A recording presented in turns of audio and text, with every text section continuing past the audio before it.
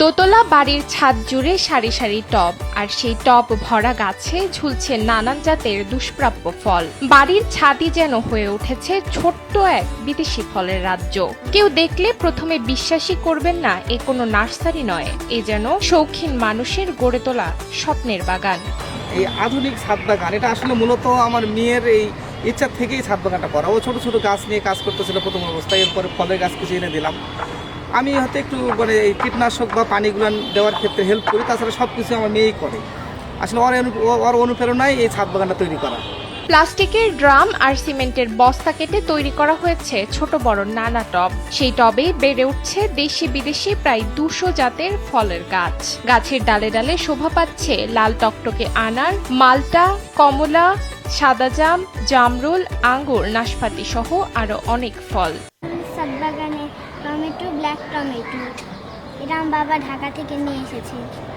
এই ছাদ বাগান গড়ে তুলেছেন মিনহাজুল হক সরকার শিবলি। পেশায় তিনি সমাজবিজ্ঞান বিভাগের প্রভাষক। ব্যস্ততার মাঝেও অবসর সময়কে কাজে লাগিয়ে তিনি গড়ে তুলছেন মিশ্র ফলের এই ব্যতিক্রমী বাগান। তারই উদ্যোগ এখন রীতিমতো পুরো এলাকায় আলোচনার বিষয়।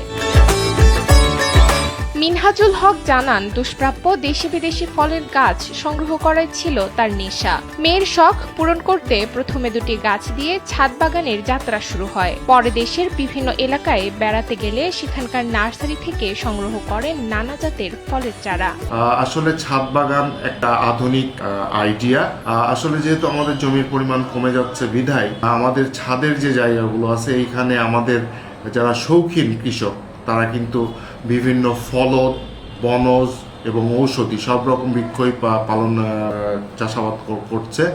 ফলে এতে আমাদের নিজেদের খাদ্যের স্বয়ংসম্পূর্ণতা বৃদ্ধি পাচ্ছে। তাছাড়া এইখানে কিছু বিদেশি জাতের ফলেরও চাষ করা হচ্ছে যেগুলো অপ্রতুল।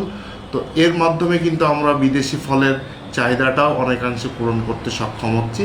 আর সবচেয়ে বড় বিষয় হচ্ছে যে ছাদের যে জায়গাটুকুতে নিজের একটা মনের প্রশান্তি, এই ছাদ বাগানের মাধ্যমে নিজের মনের প্রশান্তিও করা যায় এবং এইখান থেকে যে উৎপাদনটা হয় এটা একটা পরিবারের জন্য স্বয়ংসম্পূর্ণ। উপজেলা কৃষি কর্মকর্তা জানান, জমির পরিমাণ কমে আসায় এই সময়ে ছাদ বাগান হতে পারে কার্যকর একটি সমাধান। শখ, শ্রম আর ভালোবাসা থাকলে ছাদের ছোট্ট জায়গাও যে হয়ে উঠতে পারে সম্ভাবনার এক সবুজ জগৎ। নওগাঁর ধামইর হাটের প্রভাষক মিনহাজুল হকের ছাদ বাগান যেন তারই এক অনন্য উদাহরণ। ধামইর হাট থেকে অরিন্দম মাহমুদের পাঠানো তথ্যচিত্রে ডেস্ক রিপোর্ট, নুসরাত তালবিয়া।